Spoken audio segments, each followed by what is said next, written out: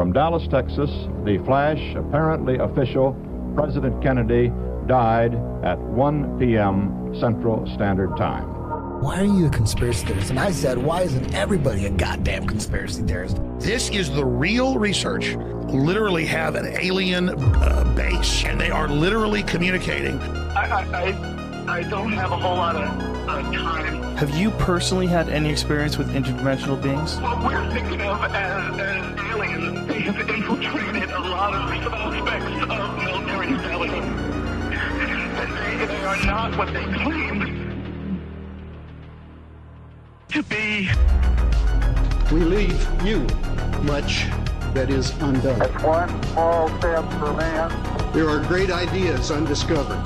Visit asteroids, visit the moon of Mars. Remove one of truth's protective layers. There's a monolith. They want the major population centers wiped out. Will you put your left hand on the Bible and swear to God that you walked on the moon? One giant leap for mankind. Because we didn't go there, and that's the way it happened. Those challenges are yours. We don't have time for a meeting of the Flat Earth Society. There are places to go beyond belief. Beyond belief.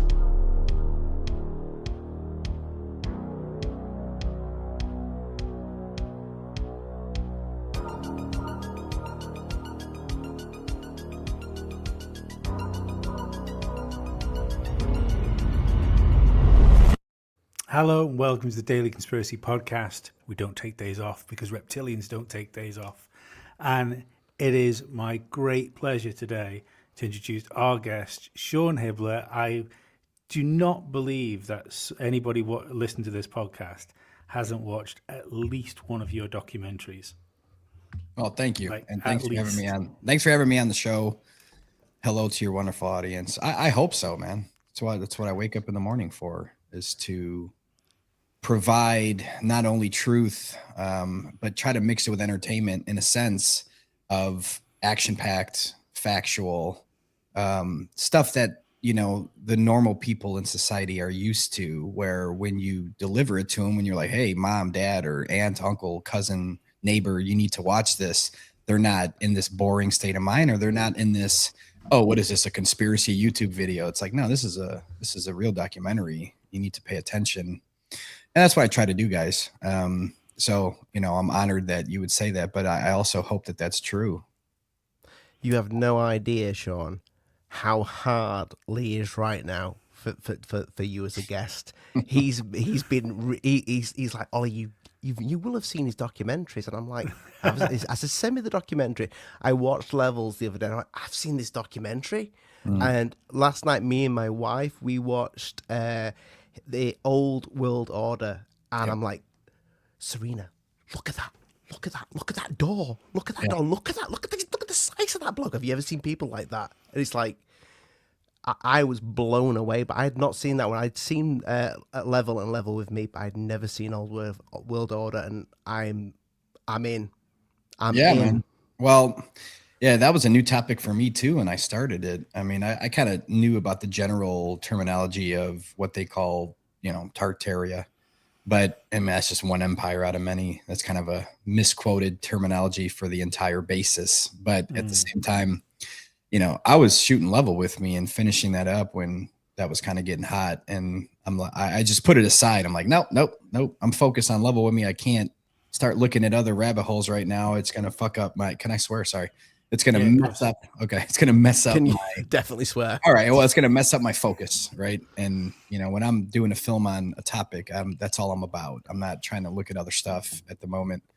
But once Level with Me wrapped up, I was like, okay, let me take a look at this. You know, obviously I knew history's a lie. I mean, they lie about everything. They create Masonic characters, and they fill the history books with these characters that they've created, and they build stories around them as our past, right? Like, you know, you need to believe this. This is the past that we wrote, so believe it. So I knew that, but I didn't know how big that rabbit hole was. And then once you see it, you can't unsee it. You know, it's like, how did I miss this for so long? Just going, you know, traveling around the country specifically, and just driving around.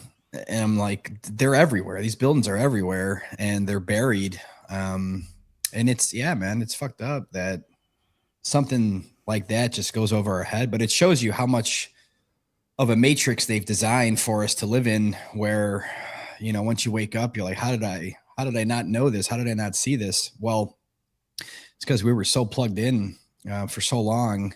And once you start unplugging, it kind of shows itself. And yeah, I mean, my mom, God rest her soul. I mean, growing up, she was anti-vax. She was anti-moon landing. She was, she told me about giants and all this stuff, and dinosaurs are fake, and the sun's not in the center. And there was a lot of stuff as a kid where you can't grasp it as a child. You're just like, okay, Mom, and that, it really hit home, because I woke up fully. I knew about 9/11 and JFK, a few other things, and asked the questions that needed to be asked back then, but I didn't really wake up fully until 2014 when she passed, because, she died of cancer, and it was like the first death in my life. And I'm in my 30s at the time. And I'm like, oh shit. I'm like, she's actually gone. I'm like, what? I'm like, all right, I got to research cancer. This is ridiculous. What took her out? What's going on? Like, what is that? Like, how do I avoid that in my life? And, just seeing all the rabbit holes of cancer and the lies behind it, and the very similar aspects of parasites and parasite eggs, and how similar they look under a microscope, parasite eggs versus cancer cells. And it's like, wait, that looks like the same fucking thing. Like, it's just parasites. Like, we just parasite cleanse and we're good. And I started learning all these things. And then I think it was Eric Dubay. He made something on eating plant-based or eating healthier or something. I watched the video, I had to do, lightly about cancer and stuff. So I was just watching stuff back then. And then the 200 proofs Earth isn't a globe kept popping up. And I'm like, what the heck does that mean? I just kept just putting it aside. Like, I don't even know what that means. I'm focused on cancer. And then eventually I'm like, all right, this damn thing keeps popping up. Let me see what this is. And then my whole world changed at that point. Literally my whole world changed. There was an odd one for me in the 200 proofs as well, because I can't remember whereabouts it is, but one of the ones is from the Isle of Man to England. Like, you can see Holyhead in Liverpool from the Isle of Man. I live on the Isle of Man. Okay. And so is that thinking, like, I'm sat watching this, and I'm maybe 20 minutes walk if I walk slowly to where the video was taken, like looking across and thinking, I do see over there every day when it's clear, and I can see like the hills and stuff. And then I worked out the just for funsies for myself. There's some offshore. There's an offshore wind farm just off the island where I live, and sure as fuck, you look at that, and we can definitely see too much of that offshore wind farm. It's like it's yeah, wild. we could see too far. This whole 24,000 mile whatever circumference of a ball Earth, it wouldn't make any sense based on how far we can see. I mean, there's a curvature formula that they gave us. It's not like conspiracy people came up with this curvature formula. That's what it is. I mean, anyone could do the math, and it's 8 inches per mile squared. So, we like a 6 foot tall person at a calm beach, like calm beach, meaning calm water, no waves, clear day, clearest day of all time in terms of the opacity across. A 6 foot man should only, based on their math, should only be able to see 3 miles in front of them before that curvature is a factor at that point. And I mean, you could see boats 10 miles down. So even something as little as that, excuse me, didn't make sense. But then once you start doing zoom tests with Nikon P900s and P1000s, and then you could see 20, 30, 40, 50, 60, 70 miles down. And it's just like, okay, hold on. There's a big problem here that we need to address. And it's been addressed for many years. It's been criticized for many years. It's been, made fun of in the sense of ridiculing it and, flat Earth and blah, blah, blah. And it's like, okay, yeah, when they have a campaign and they spend millions of dollars on creating mockumentaries like Behind the Curve and they're putting all this money in, and they're paying Neil deGrasse Tyson to have interview. It's like he can't debate flat Earth. He won't debate. No, meaning it's a waste of his time. But yet they create these videos and these interviews of him talking shit about flat Earth. It's like, wait, I thought you're too cool for flat Earth. It's so stupid. Why are you producing high quality budget, clips of yourself and all these different interviews, and they push out, Bill Nye, anyone to talk shit about flat Earth. But I thought it was stupid. Okay, so if you're going to keep talking about it like it's stupid and that we're all stupid, then you need to debate it. You can't have it one way or the other. You can't say I won't debate it. It's a waste of my time, but then turn around and make all these videos and talk about it in that sense. You need to debate it. And there, of course, we all know the reason why they won't debate it. They get then the floor would be scraped with their heads in a debate, and they know that. And as you guys know, Eric Dubay and Neil deGrasse were going to have a real debate on Joe Rogan's show years ago, and Neil pulled out, which we all assumed he would, but he did it in a way where you could tell he was nervous about it. He just didn't want to do it because who knows the state of the world right now if that actually went down. That'd be crazy. Do you think he pulled out, or do you think he got told to pull out? I think there's no shot in hell that he would actually do it, even if his handler said go ahead. He wouldn't do it. You can't debate something without facts and evidence and firsthand knowledge. There's nowhere for him to go. Right? I'm like, what are you gonna do? Just repeat what's in our 5th grade science book over and over again? You're gonna get destroyed in a debate because all that's garbage. It's bullshit. So there's no chance that they would allow that with anyone really in the mainstream. They're not gonna allow that because with facts and evidence on the stationary Earth side of things, it would not go too well for them, and things would shift. Consciousness would shift at that point, and they can't have that. They'd rather just have the control of it in the sense of kind of censoring it, making fun of it, putting it in this category, trying to put it all as a religious thing or put it all as a flat Earth society, and the disk is moving up in space, and and have all these sub stories about what none of us have ever said about it, and push that because that's their only option at that point is to win that battle. And they've done it for so long. And that's why I make films, because it's like, okay, well, yeah, you can censor the film on YouTube. You can push it down. You can make sure it doesn't come up when you search for it. But, I have real websites. I have real IPs. It's always there. You can always watch it. They can't take that away from me.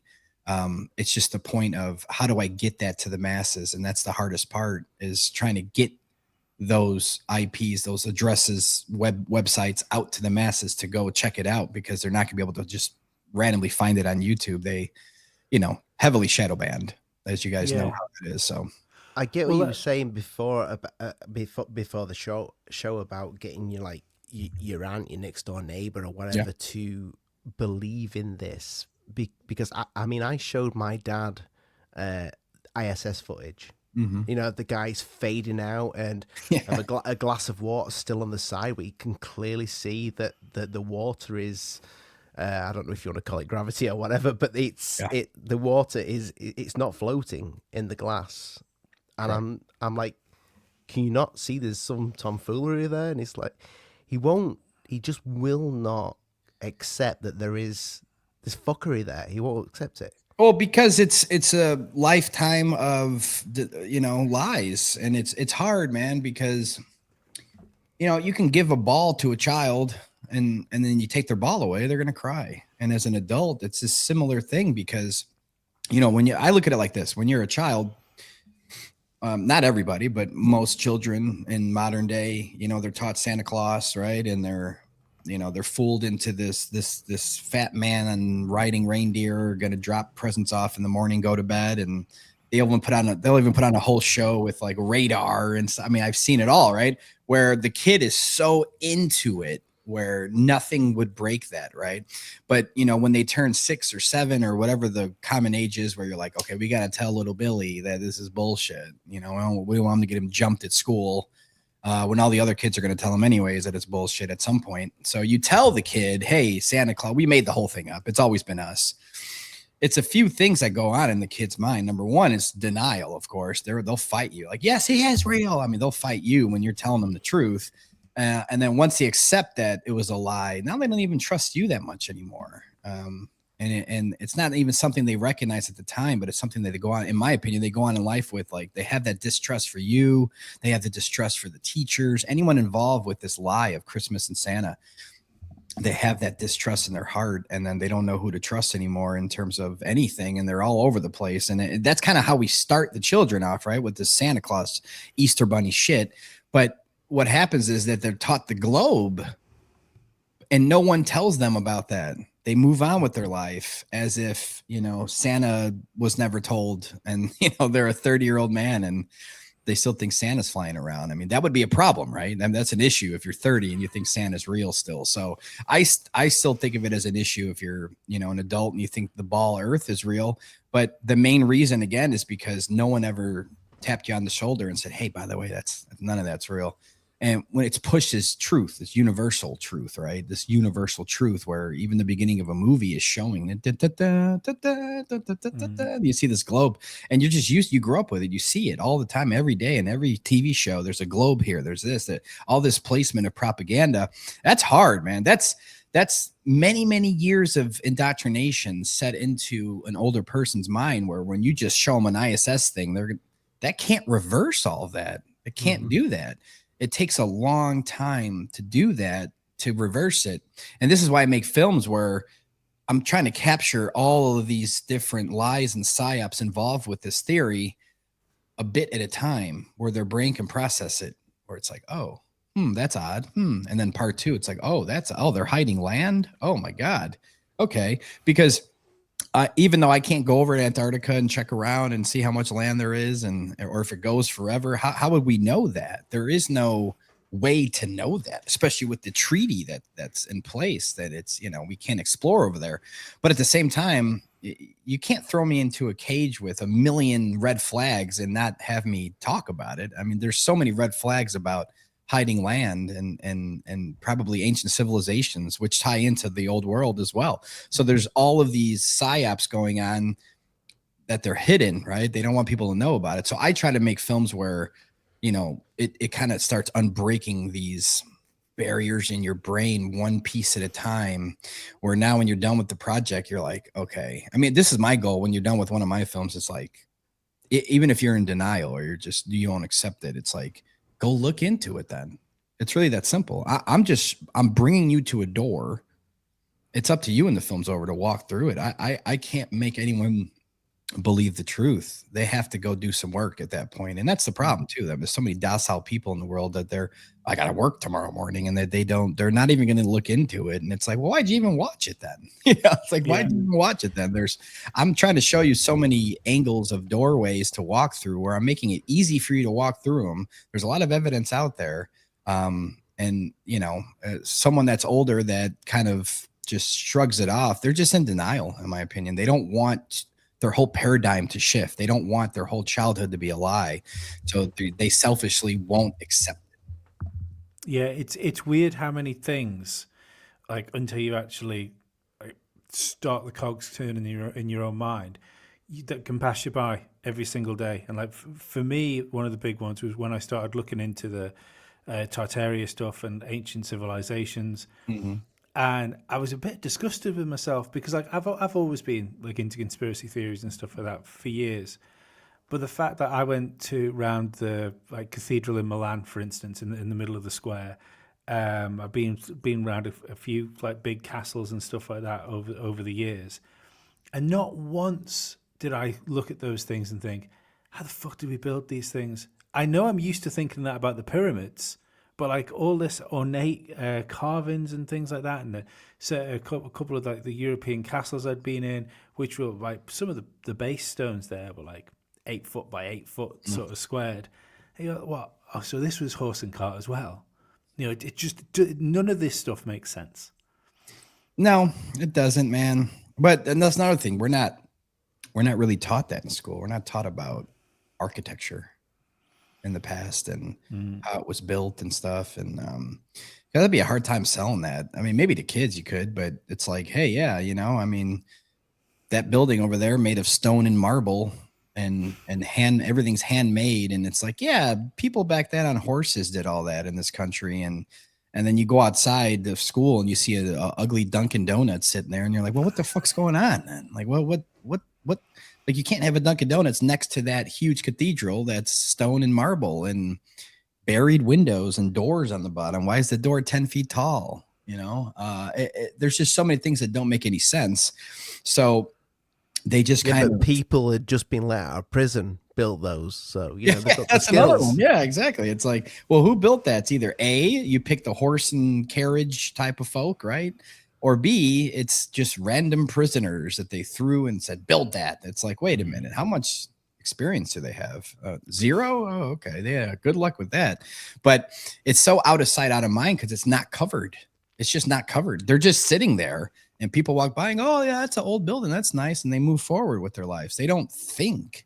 You know, we're taught not to think. We're taught to believe lies. So you don't have to think if you're believing lies. Belief is lazy. Belief is easy. Like, you know, I could tell you guys, you know, I am in Texas, but that's about like, you guys can believe that. Yeah, there's no reason for me to lie to you about that. I live in Texas, right?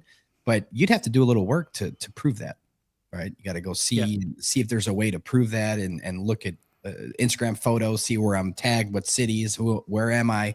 You know, there's work to do. See if my wife is here, if my friends are out here that they can vouch for it. He's in Texas. So you have to do a little work to verify that I'm here. But to just for me to say, yeah, I live in Texas, like, okay, yeah. All right. Well, that you believe that, cool. There's just a little bit more work to prove things. And people don't want to take those steps. They like believing things and they like being spoon-fed lies opposed to working for truth. It's more difficult. And it's sad because I thought truth was a good thing. And it seems like people fight it. Sucks. Do you think that more people are like, for want of like using another term, it's a bit tired now, isn't it? But more people are waking up since COVID. Because like you've got such, we all say that, you know, we all say, oh, you know, you can speak to people more openly about stuff now. But with like the breadth of work you've got a really good barometer because you can see the metrics of if the numbers are going up on your documentaries. Yeah. I do think COVID helped big time with every rabbit hole, to be honest, because this was an opportunity really for like normal people to kind of notice things, right? Where the mainstream were spoon feeding them lies and they were getting caught up in lies. And, you know, I've never seen more normal people that, you know, would never talk about flat earth with me, would never talk about chemtrails, nothing, but they knew like, oh, there's something going on with this COVID thing and none of this adds up. And why are they forcing vaccines? And, so it helped because then it's like, once it's kind of outed now where I think most people believe like there was some fuckery involved in that, then it's easy to go back and say, well, they lied about this, they lied about that, they lied about that. It's more accepting now because they can't say they would never do that. It's like, well, no, you already know they did that. And this was one of the biggest lies in human history was this pandemic. So when you got other lies like the moon landing or, you know, the shape of the earth or geoengineering, it's just blocking the sun. Yeah, sure. It's just blocking the sun. First of all, even if it just was blocking the sun, just that's terrible.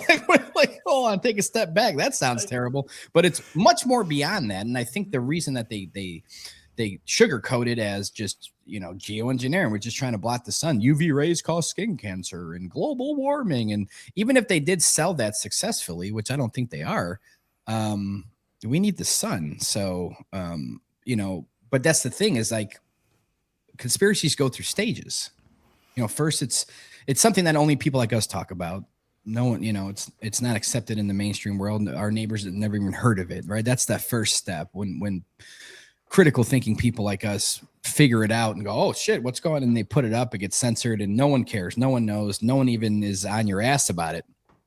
But then people start waking up and it starts spiraling. And then, you know, the mainstream will just deny it at that point. Deny, and have like this sub excuse of what's going on. It's not that, it's this. And the mainstream will always believe that. So whatever the this is now is the mainstream audience is going to be like, oh, okay, it's that little Timmy over here with this conspiracies in the family. Oh, it's really this. We know what you're talking about, Timmy, but they've already told us it's this. So again, you're wrong. And then once more people start waking up to what Timmy's saying, it's like, okay, now they have to accept it, meaning the mainstream accepts it as, okay, well, we're fucked. So what are we going to do? People know that we're spraying toxins in the sky. What can we do? Oh, we'll just say that we're doing it for this new lie. Here's this new lie. This is why we're doing that. Timmy's kind of right, but it's for this, and it's not as toxic as you think, and it's still helping everybody. And the mainstream audience will still go, oh, okay, yeah. And we have to get to that point where the mainstream audience has ran out of excuses. I mean, the mainstream has ran out of excuses for their audience, and we're getting to that point now. I really do feel that way with any topic. We're getting to that point where the mainstream is losing ratings, they're losing viewership, they're losing trust specifically. And that makes way for the truth. And I think we all feel that shift in the world of truth rising and the lies crumbling. And eventually we'll be alive to the point where it's the majority. I truly believe that the majority will be truth, and we'll get there. I mean, you mentioned going on Amazon, but good luck with that, because Jeff has got his cock rocket that he keeps sending up, and like he owns Amazon, so I don't know, is he going to let you on there? Yeah, well, that's the thing. Me and my partners, we started our own network, brand new, called the Enlightened Network, TEN. Fuck TBS, TNT, and all the other three-letter companies. Yeah. It's like, no, we're TEN, the Enlightened Network, and we got no baggage. There's nothing attached to it beforehand. We are creating our first premiere documentary called Chemtrails. It'll be out soon, and we're submitting it. We're going to be submitting it to Amazon for the masses. This is how they wake up. You can't just say, "Hey, Aunt Cheryl, go to YouTube," and she ain't going to do that, bro. Like when you say, "Hey, Aunt Cheryl, I saw something crazy on Amazon Prime." So, Amazon Prime? Oh, it means it's real. So nothing annoys me more. Nothing annoys me more than when you give someone a YouTube video and say, "Oh, a YouTube video." Like it's Well, I've been through it the hard way, man. This is trial and error for me. So I'm like, you know what? Let's pray that it can get on Amazon Prime, because again, geoengineering is not a conspiracy. It's at least in the United States, 3 states now have banned it. I know for sure Tennessee and Florida did. I think there was one more, Rhode Island or somewhere, that they're in the process right now of banning it. And then you got 32 other states that are introducing the bill to ban it. So how is that a conspiracy?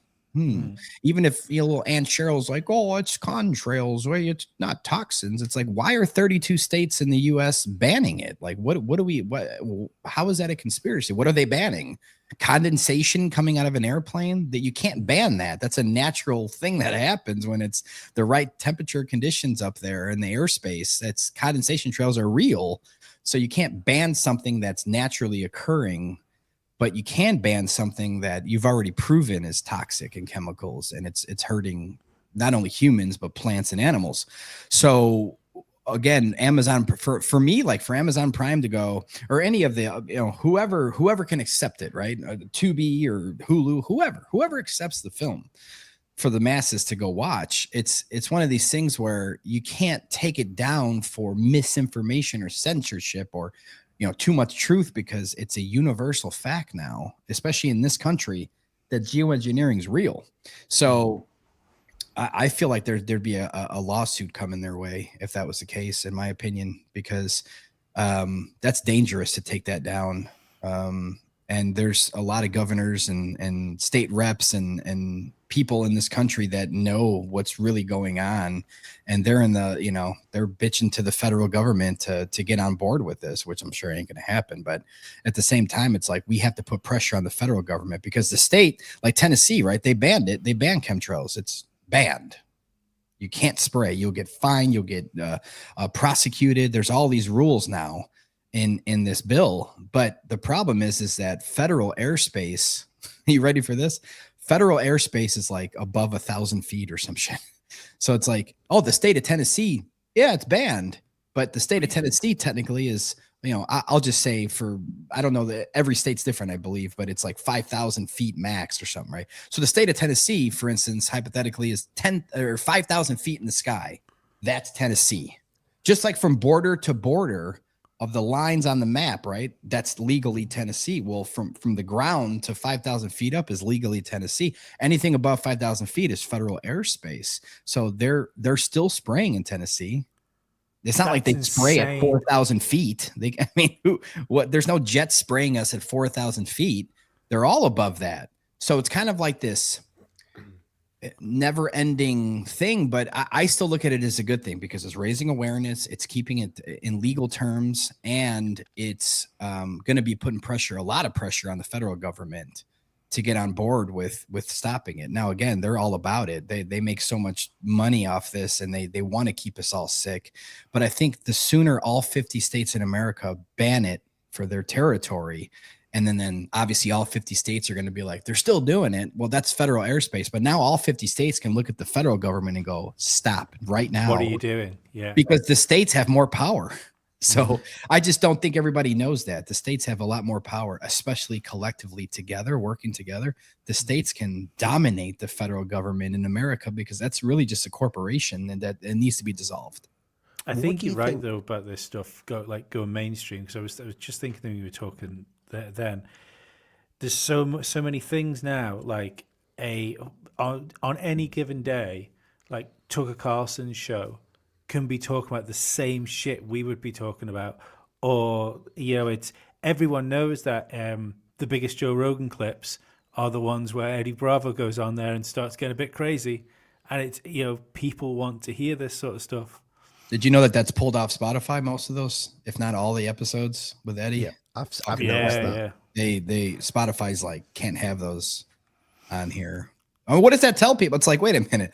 If flat Earth was stupid and silly and just, made up and just some old religious conspiracy, it's like, no harm, no foul, no harm. Who cares? It's wild as well, like them pulling the Eddie Bravo stuff off, because like 9 out of 10 times it was a fight companion. Do you know what I mean? It was like, no, you're right. You're right. In a UFC show. So what's going on?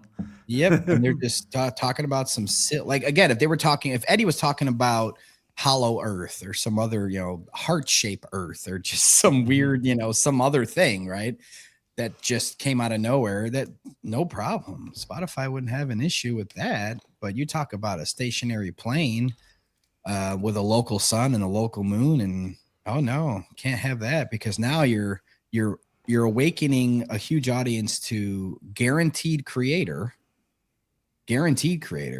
I mean, that's reversing atheism at that point. And then you're looking at it from a perspective, especially, I'm friends with Eddie. I know that he also, like me, has this thought of more land and more territory. And, that's another main huge reason why they've started this.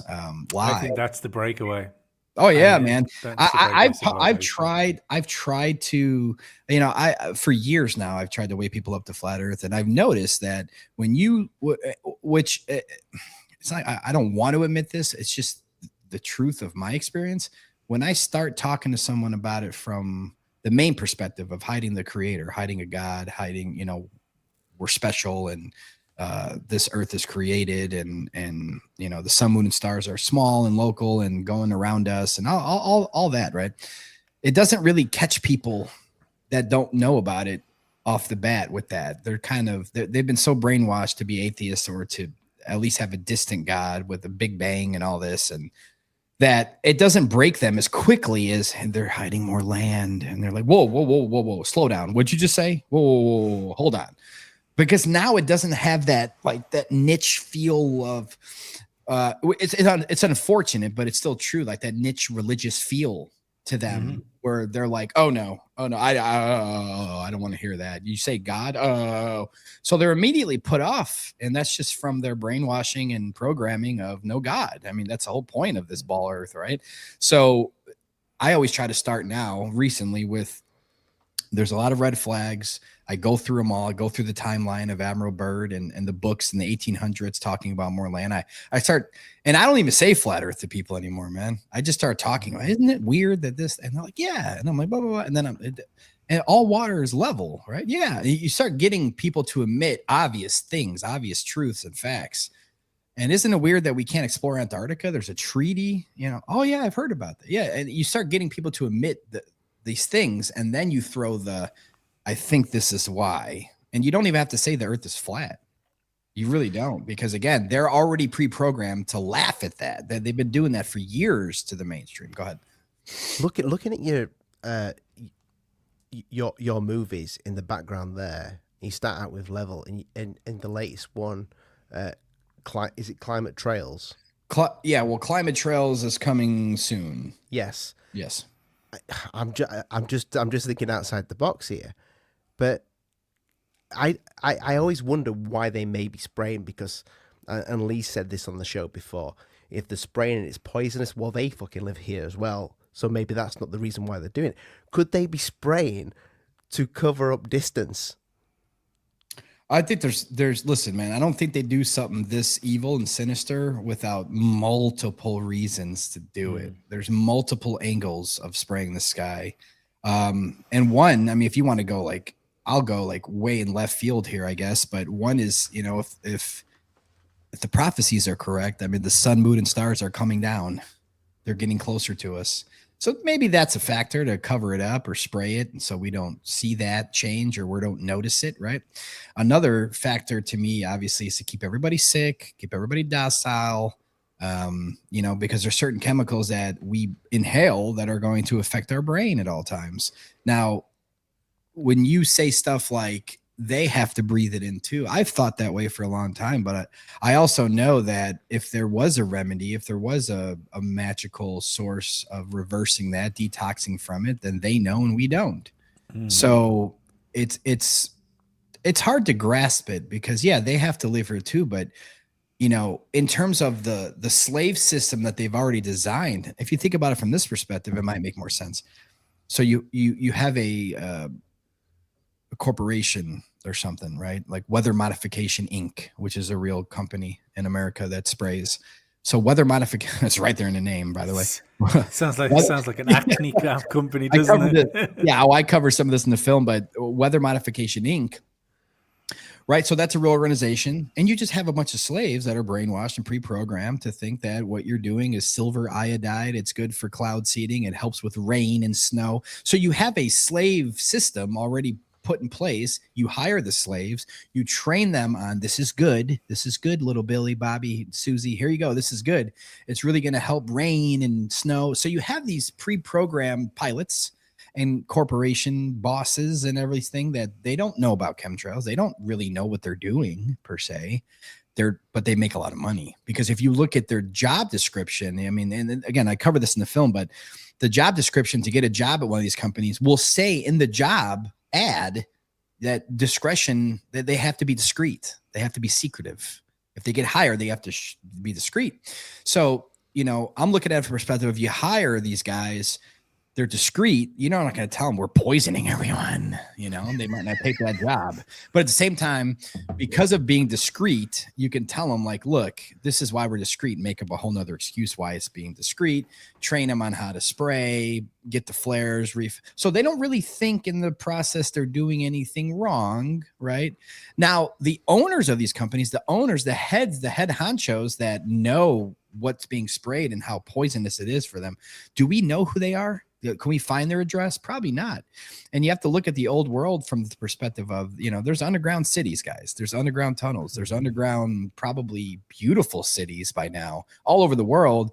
We can't, there's two things for me. One, we can't discount that they might be living underground. So they're not breathing this in, right? That's number one. Number two, especially with the reptilians, I say underground. Yes. But even humans, I mean, living underground, like, hey, they're about to do a spray period for 3 months. We're going to go down there. We're not breathing any of it in. We'll come up later and have a couple meetings or something, right? Or B, they live in the outer lands where it's clear blue sky every day. And I mean, if you think about it, it's not that hard, at least for them. Maybe for us, we got to use our heads and figure it out. But for them, they could come right back in when the spraying stopped for a few weeks to be seen in public or something, and then go back out past Antarctica and live out there. So we just don't know. Like, we can speculate all fucking day, but we don't know if the ones that are actually in charge of making those decisions, hiring those people, are they really breathing it in? I don't know, because even someone like Trump and Elon and all these people that, you know, RFK, like they're still puppets at the end of the day. They're still actors. They're not the directors. They're just, what if they actually, could you imagine if they actually didn't know that they're being poisoned? You know, it's like one of these things where I don't know what is going on in their head. I didn't care less. Fuck them all. But at the same time, I wouldn't put it past the quote unquote rulers of the world that they're not around when this is happening. And for us to think that they are is stupid, because you know, when you have that much power and control and you're doing evil in this world, you don't want to be seen. I mean, when's the last time you saw a Rothschild walking around? You know, when's the last time, you know, any of these people, George Soros is at Dunkin' Donuts ordering something? I mean, I get it. They're all rich. They wouldn't go to Dunkin' Donuts, but it's just the point of, we don't see them. They will come out for an interview sometimes. They will. Bill Gates will just show up somewhere once in a while. But do we see them every day? Do people know where they are every day? Their day-to-day activity? No. So what makes you think they wouldn't be living underground in luxury? What makes you think they wouldn't be in the outer lands in luxury? I heard that on I was listening to the Sean Ryan show with Timothy Alberino, and he was talking about the billionaires going underground, and it got me thinking about Elon Musk with his boring company that he did nothing with, and I'm like, holy shit, what if he started like creating some bases for some? Correct. I mean, think about it. Elon Musk has to come up once a week, maybe once a month, and you see him in public do an interview or do something, or for all we know, they have an underground city that's beautifully lit and beautiful, and the internet works, and his interviews are streamed, you know, from down there, or they just think they're in his house or something. Like, we can't look past that they've already outsmarted that, because that they also will probably know that too, that, you know, the masses are going to be like, well, they're going to breathe it in too. It's like, yeah, but how do we know they're always here on Earth? Like, how do we always know that? We don't. So if we're inside of a fence line, right, Antarctica, we're inside of a cage that's being always experimented on, always fucked with.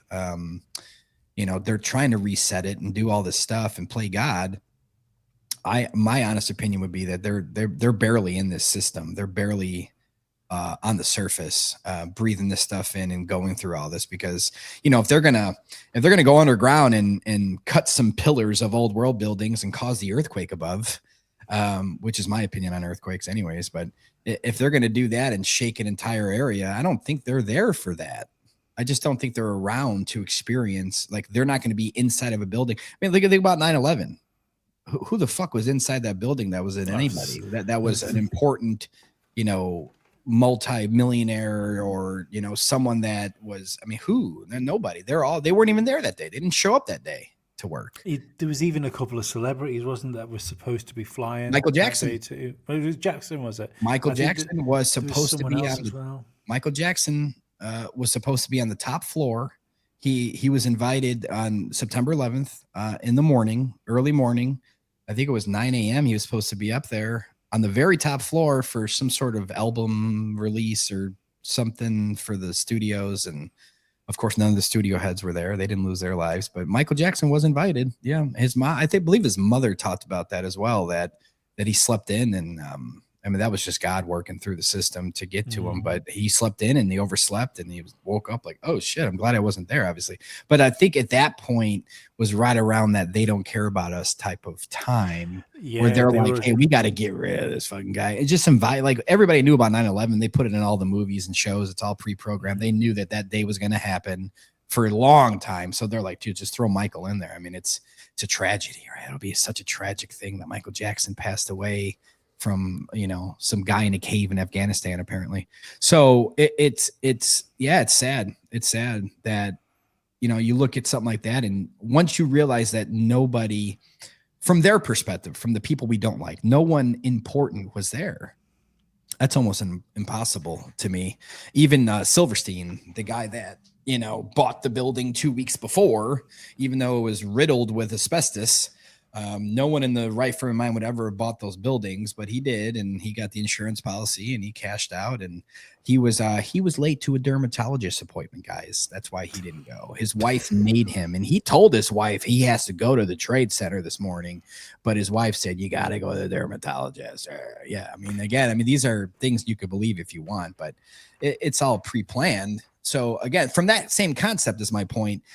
The reason that Larry Silverstein and his Israelite goons, they didn't show up that day, is the same reason that I don't think a lot of these people that are in charge of all this evil are breathing these chemicals in the sky. I don't think they have to. Like, it's easy to think they do because we see them on TV sometimes. Again, it makes sense. They could be underground live streaming the interview. They could be in the outer lands live streaming the interview. To just assume they're in their house in the middle of Springfield or something. I don't buy that. Wasn't there there was an address done, wasn't there, by Biden during COVID, where they had a complete mock-up of like the Oval Office. Mm-hmm. You know, I mean that if that shows there is at least fuckery. You know, if they didn't want people to think he was in the White House, they wouldn't have done it up like the fucking White House. That's what I mean. Underground. I think underground would be easier, and I think it's more prominent that's where they're going. But I just can't rule out the outer lands, because every year the world leaders meet in Antarctica. It's like, and then they disappear for a few days and they come back, and it's been documented. This is what happens for a long time now.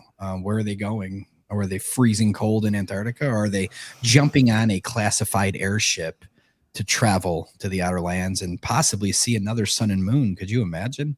And the biblical people that are already crucifying me for saying that, you have to understand, if you're a Bible person, I'm all about that. That's love and truth involved in these stories and scriptures.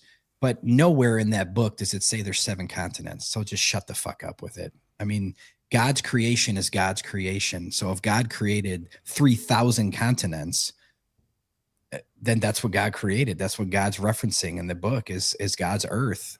For you to tell me, I mean, I'm not talking about you guys, but a lot of biblical flat earthers will come at me like, hey man, you always push this more land stuff. You know, we live in a side of a dome and a snow globe, and you shake it. God will shake it if he gets mad. You know, it's like, nah, I don't. They're like, okay, look, well, that's you. That's not me. That's all. That's just not me. I don't feel that way at all. I think God created. Like, why are you putting limit on the Creator? Why would you put limitations on God and say, well, God only made 7 continents? You know, you were presented 7 continents as a child. That's all you got on me. Is that's what you were presented with. So you're referencing what you already know into God's creation. Makes sense. But I think outside the box sometimes and go, you know, if God created all this stuff, they're hiding a lot of it. It kind of makes sense to me. Do you think we're imprisoned here for, I mean, I don't know. I keep thinking about this. If that's what it is it for his own safety because of the giants or whatever, or is it just because we're just being controlled here for I don't know, could be stock? Both. Yeah, no, it could be both, man. We could have been brought here after the last reset. If you've looked into the mud floods and looked into the ancient past and stories and, you know, them digging buildings up saying that they're founded in 1893. Yeah, you did find it. At least you admitted that. But, you know, if and when there was a reset, I really can't say if anymore, but I'll say it to be safe. If and when there was a reset, 1700s, 1800s, whenever that was, I feel like with these orphan trains and the way they set this system up is like they just brought everyone here. They just brought a bunch of kids here and they had them in asylums and they had the adults. They bring random adults. I feel like everything was kind of, they just brought everything here. They started to produce population and bring them in and teach them a curriculum. And this is where this came from. These are children. A lot of them are children too. They're showing up without parents and adults. Where are they showing up from? You know, what if, and again, this is pure speculation, guys, but I always think about this. What if, you look at all the races in the world, right? We all look different. Some of us all sound different. And you look at the history of it, from Hawaiians to Black people to Germans to British people to Asians, those hardcore Africans too. They look a little different. So you look at this I look at the perspective of like, what if these outer lands, these outer continents was a continent filled with just that type Different of person, peoples. right? And then they came and said, we're going to put them in this continent, call it Africa. We're going to put these people over here, call it Asia. And we're going to put these people here and call them Brits, right? And then we're going to put, but America's different. We're going to try something different.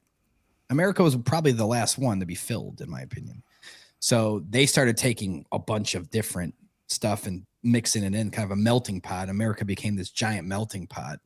And the rest is history. We're just living our lives, and everyone in their respective country feels a certain way about their people and where they came from because of the textbooks. This is what they're told your history was, but we don't know is the point. I mean, this could have all been manufactured in a sense where now we're living in this fence line of total control, total matrix, total chaos.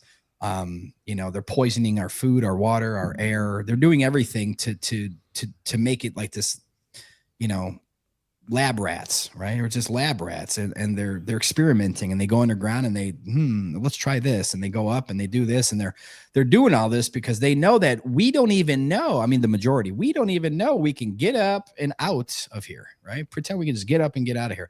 Well, how can we do that? We can't really fly in an airplane there, in my opinion. I don't think we could go to the outer lands in an airplane. I don't think it can make it.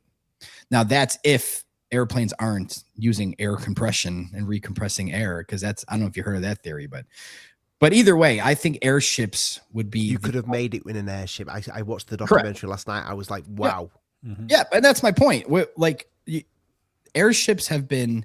It's like all this. I see this timeline. Sometimes I can't sleep because I see this timeline of how it all went down, and I see them finding more land, killing the guy that said it on live TV, and putting a treaty in place, and then starting NASA. You look at the actual timeline of it all.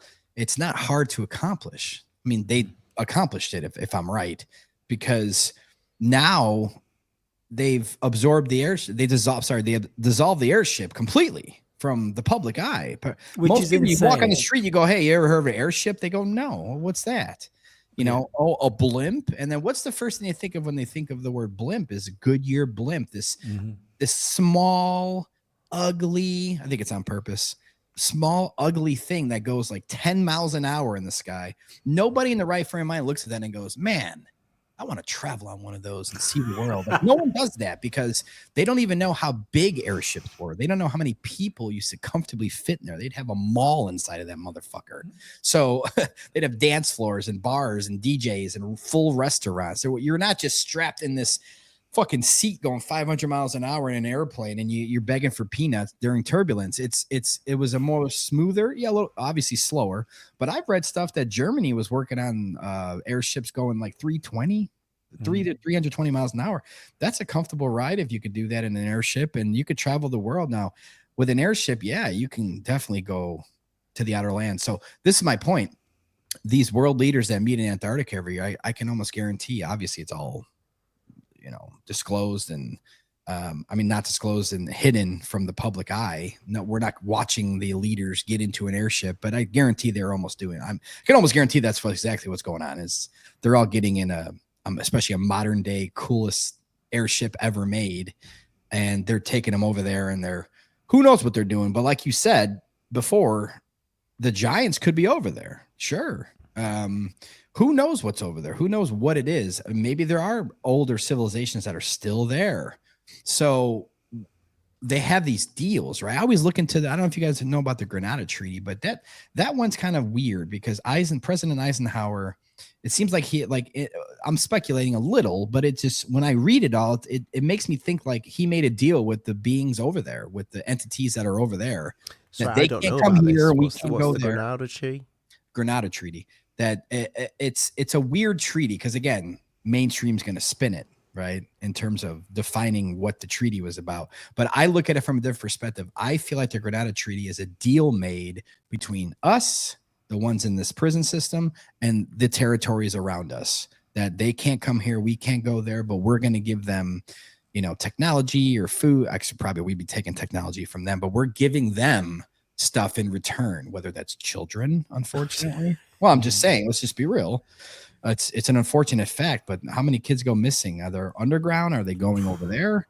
And what's coming back? Technology, in my opinion, because all this technology that we have, it's not new. It's just reinvented. The wheel's been reinvented. It's been rebranded as a brand new invention that modern day man has created. But there's a lot of technology from back in the day, especially free energy and things like that, that you would think the people, like we were taught that the people back in the day were idiots, right? Like all of our ancestors were kind of dumb and they rode donkeys and they didn't know how to do anything. There was no smartphones and there was no this and there was no Bluetooth and Wi-Fi. And how do you know that?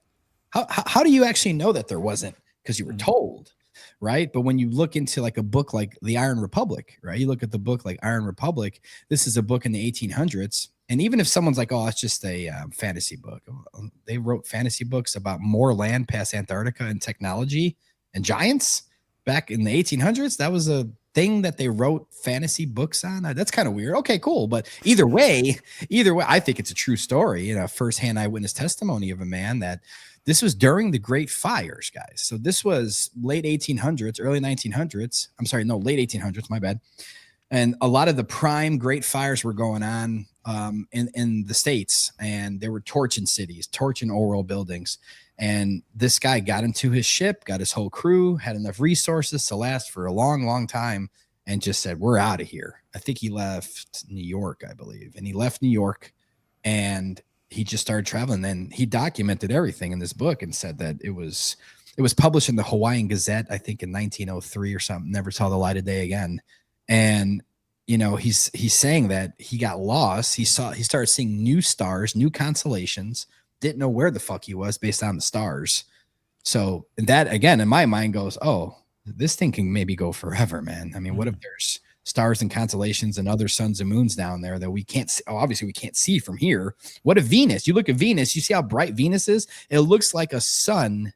Yep. That's how bright it looks, but it's so far away. No, it's over there. That's why it's a wandering star. It's maybe circling their world, and we only see it come into our view once in a while. It's circling their world, right? Yeah, I always think it's a flying sauce when I look at it. I'm like, oh no, it's Venus. Yeah, yeah. But think about it though. And anyone can do this, whether you believe me or not. You can still do this in your mind. You can travel 5,000 miles south, right? Well, for people think it's not the bottom of a ball. I just mean any straight direction, right? You go 5,000, 10,000 miles that way, 20,000 miles that way, right? And then you look back and you see our sun circling the 7 continents, right? What would that look like to you over there? It'd look like Venus. In my opinion, it would look like Venus traveling in the distance. It'd be a very, very bright dot in the distance moving. It wouldn't be this giant sun above our head because this is a local light. It's a heat lamp where we're seeing it go around. It looks bigger. But when you're all the way the fuck down there looking back at the 7 continent Earth, right over here, it would just be this little dot in the sky that's bright as shit. So who knows is the point. Without airships coming back, man, that's the problem. We're never really going to know. I mean, we really can't go explore and see, especially the north. I think the key is actually more the north, because Admiral Byrd, his leaked diary, whether that's speculated or not, a leaked diary said that, he went and traveled to the north and he was greeted by giants, and he was mentioning something in the north, like a magnetic, like a Mount Meru, or actually, you know what? I actually researched, and it's called Black Rock. It's called Black Rock, the mountain from the ancient maps in the world that knew about this Black Rock mountain, that something with a black sun and that all this ancient stuff, that it's kind of weird that they kind of label it now as like, oh, if the black sun's evil. It's like, no, well, it's probably the opposite's true. It's probably something to it. But he was documented stuff in the north that I think can break this whole thing open. If we all went to the north and discovered what's actually going on in the north. I mean, could you just have, this is complete fantasy, obviously, but could you imagine we get to the north and there's this huge mountain that goes all the way up to the sky. I mean, giant, magical looking mountain and there's something on the ground, like some sort of light or huge projector entity thing, right? Or it's projecting all of our stars and moons and suns that are just going around. I mean, again, it's I've had dreams, but at the same time, it's like, we won't know anything. Anyone can speculate. That's easy to do. I love speculating. but none of us are going to know the truth about this until we break free and go to the north and go to the south and find out for ourselves. There's no other way to do it, man. And without airships, it might not even be able to get done, unfortunately. But that's another reason why they did this Hindenburg psyop is to make the public perception of airships scary, and they want the public to go, yeah, get rid of them, no more of this. It's like one thing blows up on TV and that's the end, right? I mean, that's how quick it was, man. But it doesn't make sense, because we don't do that. If when we have a disaster, we look at something and we go, right, we need to not make that happen again, and we improve things, we change things, and we move forward with them. Because the airship thing, because I rewatched The Old World Order the other night, and when it got to the airship part, it suddenly dawned on me. They took the sort of the comfortable, slower way of traveling off, but then they also took the really quick way of traveling off as well with the when they took the Concorde away. And again, so they would say, oh, that happened like overnight. It felt like, like 1 minute people were going on Concorde, people were saying how cool it was to go travel at the speed of sound, and then the next thing is it goes, oh yeah, there's something wrong with Concorde, we can't be doing that anymore, and it's never been replaced. Well, there are modern day airships right now. You can look them up. They look beautiful. I mean, like, you guys would see these and go, I would get on there and go travel stuff, but they're not for the public. They're just, they're private. They're, and then I look at it like from this perspective. Well, what, because I'm a big firm believer in human beings. We have the power, right? Like, we could do anything we put our minds to collectively. Fuck the people that act like they're in charge. We don't need them. We all know that. But you do need helium for an airship, right? Now, who owns 99% of the helium in the world? NASA. No. Yeah, NASA. That's a fact. That's not even an opinion. That's a fact. Probably more than 99%. And I literally think the rest is dispersed to party balloon stores. And that's it. That's why, I mean, you can go in prime time on a Friday at 3 p.m. at a balloon store and they're out of helium. They're out. They ran out for the day because they're only given a limited supply. Why? Well, there's multiple reasons. Obviously, NASA needs them for their satellites because they're all attached to balloons. So they use a lot of helium. I think some of their rocket ships are just big bouncy house balloons, in my opinion. When you see the way they're about to take off, right? And it just bounces. Millions of tons are bouncing. No, it would literally not move an inch until the force took it up. And it's before it goes up, it's like bouncing around and stuff and move it in the wind. I just think it's just a hot air balloon show at that point. And then they just let it float in the sky while they film it. And then eventually it just comes down, right? That's just me. But at the same time, they like that shit. Yeah. Well, they need space shuttle. Yep. The things at the side, the rockets at the side, they kind of look a bit like bouncy house. Yeah, it's a big bouncy house, man. And then when they let it go, it's floating in the sky, and they're filming it. And then, as we all know, they land them, but it goes out of sight on film, and people think it's in space, but it's just landing in the ocean somewhere. And then they go retreat them, and no one's over there. It's all secure, or no one is on their ship. Like, what the hell is this? So. And to be honest, when you look at in the United States, you look at where these rockets are launched from, you got Houston, Texas, and then you got Florida, right? And you look at the trajectories of where the rockets' directions are launched and where they're going. They're all heading towards the Bermuda Triangle. All the rocket launches are going to where that Bermuda Triangle would be, which no one's allowed there, or you'll die from a sinkhole, or whatever they say in school. So again, I mean, we're programmed to go, hey, don't ever take your boat anywhere near the Bermuda Triangle. Yeah, because they're landing ships over, they're landing air balloons. So you don't think there's any bullshit like anything weird about the Bermuda Triangle? You think that's simply their excuse, simply their zone for hiding shit? Simply their zone, just a zone to make sure the public stays away from. Fear, man. They'll throw sharks in there if they have to. So, that's my opinion, but there's a lot behind that opinion, of course. And it's easy to accomplish. I mean, you get the public scared of a certain zone, call it the Bermuda Triangle, and then eventually you start landing all your shit over there. So, but the point of me saying all this is that NASA owns all this helium. They own all the helium. and it's compartmentalized. And how are we going to build our own airship, guys? That's my point. Like, how do us three go, hey, we know how to make this. It might take us 2 years from A to Z to build a giant airship that we can travel in, right, and make it work. But now we need helium. Ain't going to happen, man. I wonder if helium is the same as oil. You know, like you had the whole peak oil thing, which never came to anything. Now, anyone that really pays any sort of attention understands we're not running out of oil anytime soon. No, it's underneath you right now. Yeah, I wonder if helium's the same thing, and the idea of the helium being a scarce commodity is another way of controlling the idea of using it for anything like airships. Well, I don't know much about where they would get it all from in that sense. I'm not educated into that field of it all, but I would agree that that's probably would be the case. But at the same time, if there was a way to capture it all, they've already done that. That's what NASA did. They captured it all, where we actually physically don't have the ability to get it unless we dissolve NASA at that point. But you know, if they have all the helium and they use it every day and they keep it away from the public, and again, it goes back to how can we create our own airship to travel south and to see how much more land there is, and if there's other civilizations over there. Like the guy in Iron Republic, when he went over there, they knew, like he said, I'm from New York or whatever. They heard of that. They're like, yeah, we know. How did you know about like, how did you get over here? Like, they were so confused in the book because of, I'm telling you, there's got to be some sort of deal made at some point where they're not allowed to come here. We're not allowed to go there. And then look at like animes, like what's that really, really famous anime? I don't watch anime, but it's super popular worldwide. Attack on Titan.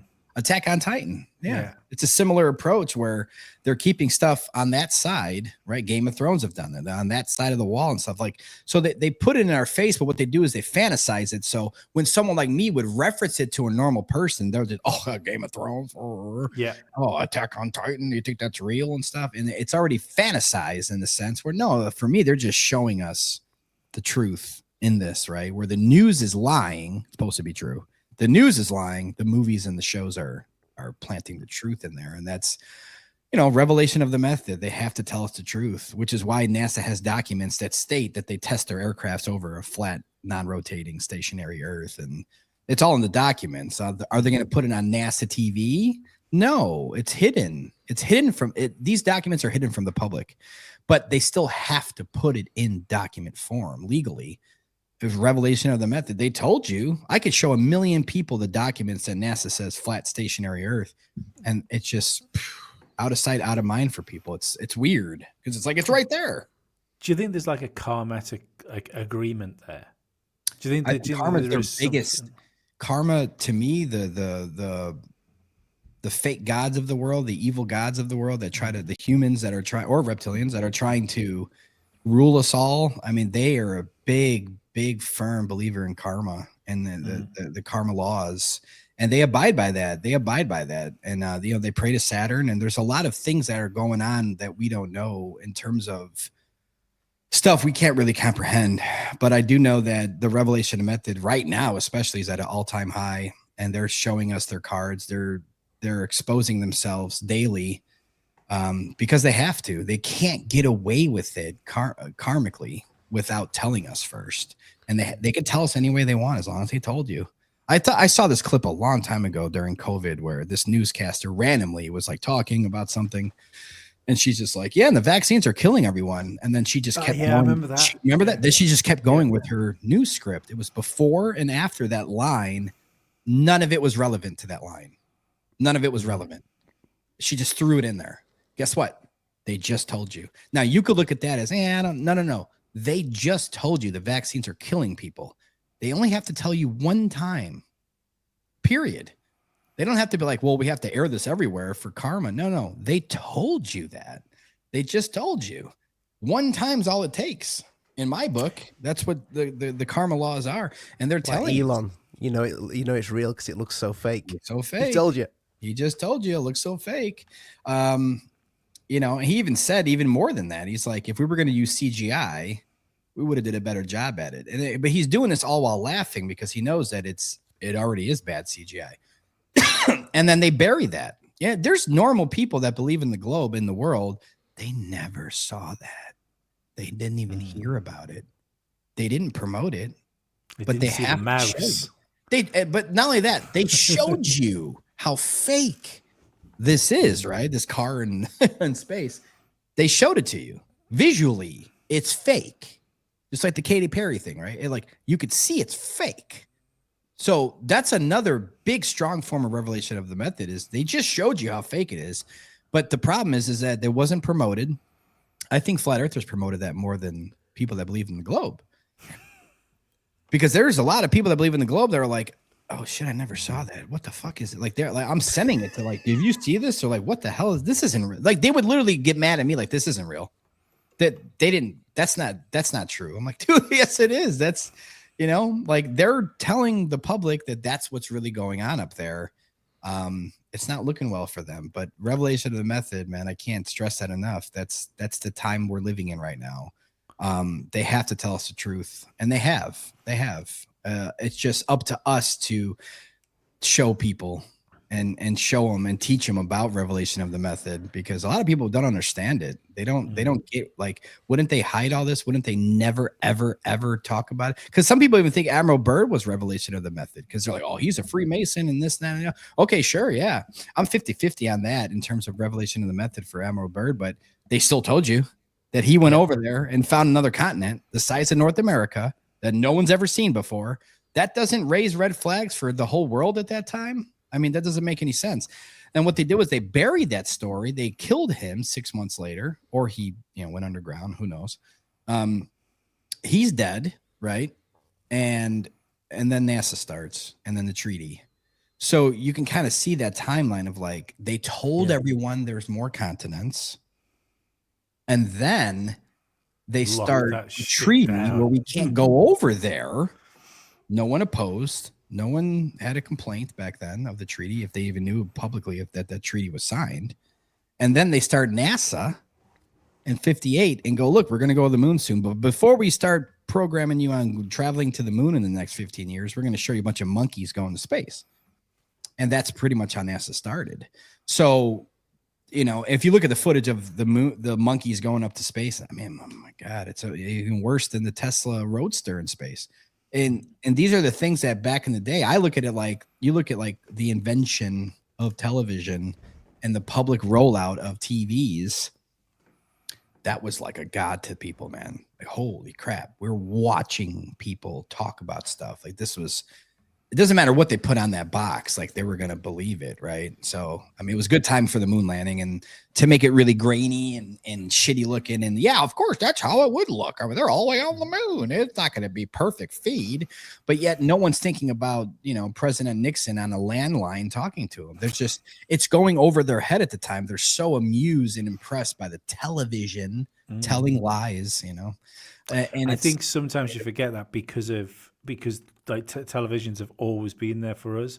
So my dad is 76 now, and like he tells me he remembers when, because like the Isle of Man's really small. It's like 80,000 people live on it. But he remembers when he was a kid, the first television being delivered to the island, and I remember him telling me where the shop was. You couldn't buy it; they just put it in a shop to show people what a fucking television was.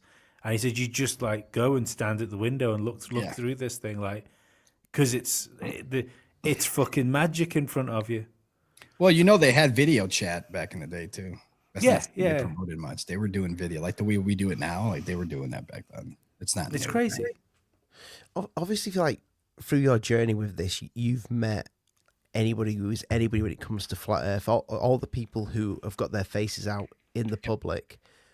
Besides Eric, but yeah. Mm-hmm. Yeah. What do you think to the final experiment? Oh. I know Lee wanted to ask that, but I think he's forgotten to ask it. So first of all, that wasn't final, nor was it an experiment, but we'll call it that for. It's more of a holiday, wasn't it? Yeah. Right. But have you worked with some of those people before? Nope. I'm friends with Austin. I'm still cool with Austin. What's it? Yeah. No one else on that journey of day, whatever you want to call it, do I fuck with really at all. So or Right. talk to at all. But Austin, yeah, I love Austin. Austin's a very smart guy. He's one of the best debaters on the flat earth topic. I think he was pawned into it, in my humble opinion. I've told him that. So I think that, and this is me talking now, guys. But a lot of critical thought went into this of what happened for that day, right? I feel as if, you know, this guy Duffy, he's in this brotherhood of masonry, and he's got a bad record if you look into him, and they had stuff kind of holding over his head, charges or whatever. And I think is that the guy that was on Tim Pool as well, the ginger guy with the ginger beard? I'm not sure. No. I'm not sure. His name is, I think, Will Duffy. He's the one that put together the final experiment. He put it together. He wanted Dave Weiss, and he invited everybody. Yeah, I don't know if it was him personally, but I was invited. Flat Earth Millionaire was invited. Anyone that's involved in the Flat Earth was invited, and I'm like, I'm not going to Antarctica with a bunch of Masons and shit. The fuck out of here. I don't know what I'm getting, meaning like, I don't know what I'm getting myself into at that point. I don't trust any of those people. McToon's going and all these weird people that no one likes. They're all pieces of shit. It's one plane crash. Exactly. It's not even that. It's just, I don't trust. I'm not going to go to Antarctica with people I don't trust, man. So I just feel like Austin was pawned. But to put that aside for now, I truly believe that was a projected sun. And I'll tell you why. Because number one, it's not hard to do. You pretend the projector was already there and working, which I think it has been for many, many, many years. They've been testing this out over there. Because if you look at the temperature rise in Antarctica the last 50 years, it's gone up like 40 degrees on average. Well, how? Why? What? Like Antarctica is supposed to be frozen at all times, but yet the temperature average has gone up crazy. I think they've been messing with some technology over there. And I don't know why people think it's hard to fathom a projected sun that actually still gives off heat. That's pretty easy to grasp, in my opinion. It's a strong light source. Correct. It's going to be warm. Yeah. Oh, there's already there's tons of patents in almost every country on artificial sun simulators and artificial sun this and projecting this. And I know China has China launched one. Well, apparently, yeah. I don't know how much credibility that is. It looked like a rocket going up that day, but either way, there's the technology for people that think they don't have that technology. That's where I have the problem. So we can all agree that they probably have a technology that can do that, can provide that light and give that heat and give that look of the sun. That's the first step. The second step is imagine that it's a dark spot in Antarctica. They're already there for a week or two, testing out, making sure it's perfect because people are coming soon. Because what Witsit told me is that they wouldn't allow a change of dates. It was this day. You got to come this day. Oh. Well, why? I mean, why can't we just do it in another week or two? Nope. Got to be these days. That's it. Because it's already set up. It's already ready to go, right? So they bring them deep into Antarctica where it would be dark, where meaning our sun that's traveling around, you'd see a little bit of the light in the distance by the horizon, maybe a little bit of the light reaching around, right? While it's going around. So they can't see that because then it proves that the sun's circling, right? So I think what they did was they went over there. Everything was already lit. Because when you watch the time lapse, something's wrong with that sun. I don't care if you are into my theory of this whatsoever. You still, when you watch the time lapse of that day in Antarctica where the sun's, by the way, it wasn't 24 hours. They showed us, I think, like 8 or something. But the sun's going around. First of all, why is it so high in the sky? Because if you look at the north, right, the north actually has a 24-hour sun on both models. I don't think heliocentrism really has a working model. But I don't care about models per se. I care about the concept of it all, right? You got this light on top of a ball. I get it. That could make sense to them. Same thing with the flat earth. It's in the tropic of Cancer in the middle, and it's going around, and it's coming back around to the Tropic of Capricorn or vice versa, whatever. So Norway, for instance, would see the sun that's not setting. But when you watch that footage, when you watch the north, the real 24-hour sun in the north, you will see the sky, just like we do when we see a sunset. The sky changes tones, right? It's bright.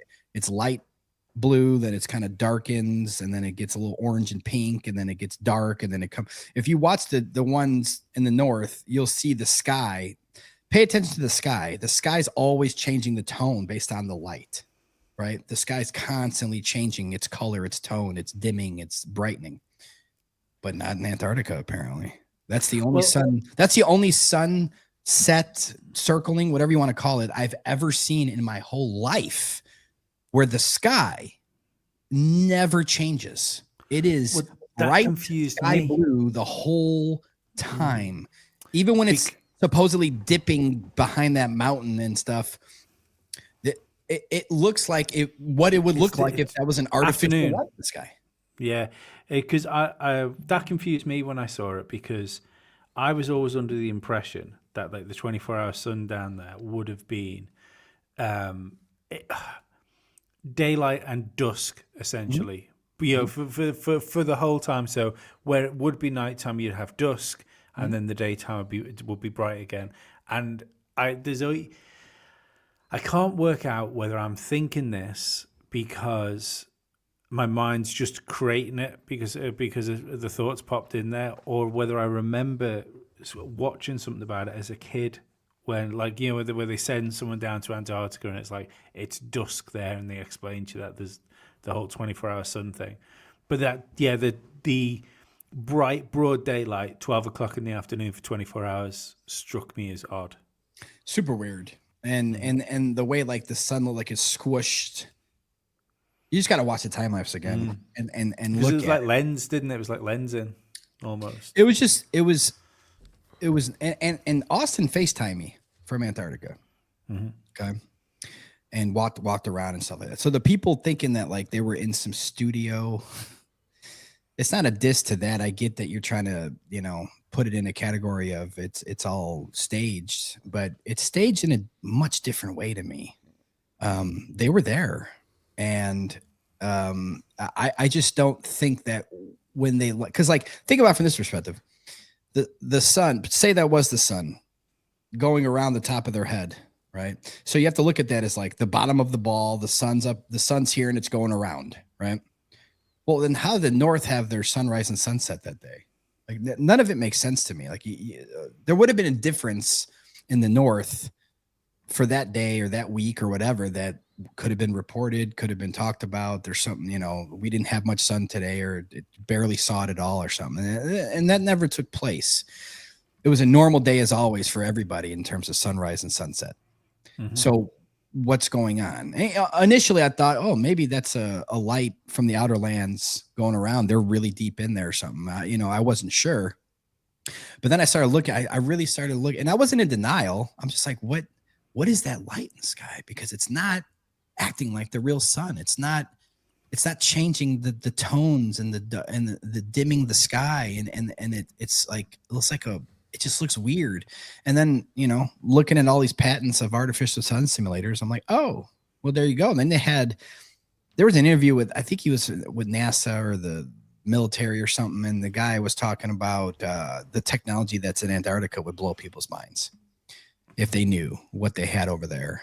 And I'm just like, oh yeah, duh. I'm like, yeah, they could. It's not hard to grasp that. I'm not saying you have to get on board with my thoughts on it, but it shouldn't be hard to grasp that they took them to what would have already been a dark spot in Antarctica where it's nighttime at all times, you know, like normal, where you see on the horizon maybe a little glow from our sun traveling.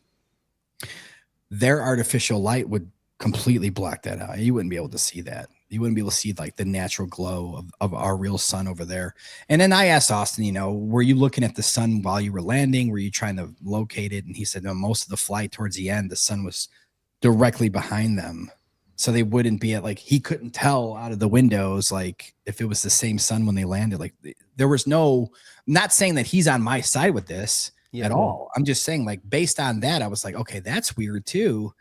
That it'd be straight behind them, because I've done this so many times on a map where I'm like, it wouldn't be straight behind them, it'd be over here at this time. Go to timeanddate.com, see where the sun's supposed to be setting. None of it made sense. So that's what I chuck it up as. I'm not saying I'm right. You got to use your mind sometimes, and you can't put anything past them. If they're really trying to get out of the funk of NASA is being exposed for many years now. SpaceX has been exposed for many years now. The flat earth has risen for so many years now. Of course they would do that. Why wouldn't they do that? Of course they would. 100% they would do that. And I think once we all agree that they would do that, then we can look at the probability of that happening. That's the bit I don't get. Like with so Geoengineering, when he now he's gone completely in the opposite direction. You think that was an accident? I don't know. That's what I wanted to ask you. I mean, I'm looking at this guy. I remember watching him. I remember watching him behind the curve too. Yeah. Who knows, man? Who knows? And there's a piece of me that think that he was a pawn, and then something happened along the way where now he's changing sides because of X, Y, or Z. X, Y, or Z being the unknown to us. We can only speculate. But it's also easy to see that, maybe that he was in on this for a long time. And who knows, man? I don't really need to look at the characters involved. I don't really care about the characters involved. I care about what I can see, what I can fathom as real thoughts on what happened. And, bringing people there as pawns to witness this well-lit light in the sky. And then Austin told me it was super bright. I mean, it was the brightest thing. Like they could barely see with shades on. It's so bright. And that threw me off too. I'm like, wait a minute. I've never heard of that in the north when there's a 24-hour sun where you can't see shit. Because again, you watch a 24-hour sun in the north and the sky's dimming. It looks like when you watch the sunset on the horizon, wherever you live, when that sun turns that dark orange, right? When it's kind of getting closer to crossing the horizon, it's dark orange. You can look at it. It won't burn your eyes because it's a local light and it's just going away, right? The heat lamp's moving across. But that didn't happen in Antarctica. So it's just a red flag for me. Nothing else would make sense. That's all. And remember too, at the end of the day, the lights in the sky don't determine the shape of the floor, period. So even if there's some weird anomaly that would cause that, or maybe it's a reflected sun, the sunlight's reflecting off of the ocean above. I don't know, man. But I don't need to grasp that day. I already moved on from that day, because that doesn't determine anything I already know. Like it doesn't change anything I already know about the lies of the shape of the earth and about the facts of the earth not rotating around the sun, and the facts that the sun and moon are local lights, and the sun produces hot and the moon produces cold, and you can test these things. There's so many things that we were taught as a kid that are completely the opposite. That a day in Antarctica with a bunch of people doesn't change anything for me, man. It just doesn't. Even if the very small chance that was our sun, the real sun, then I don't have an excuse for that at that point. But it's because I haven't looked at it from that perspective, because it's hard to look at it from that perspective, because it already seems so fake to begin with. It already seemed like the sky, if the sky dimmed like it should, like every single time in any way possible that it's supposed to, like normally, if that's what happened during that event, I'd have a lot more questions, and I'd be looking at this event differently and be doing different research to figure out what the heck's going on. And even if I couldn't come up with a conclusion, that wouldn't change anything for me. It just wouldn't. But the fact that the sky, I always tell people, just look at the sky and get back to me. Tell me if that looks normal. And everyone, even the ones that think that something's going on, like that was the real sun, they still admit that sky looked really weird. It never changed ever. And the sun was like weird during the time lapse, and it like it was circled and it was squished and then it ruled like skewed and all this stuff. And I don't know, man, that day doesn't do anything for me either way.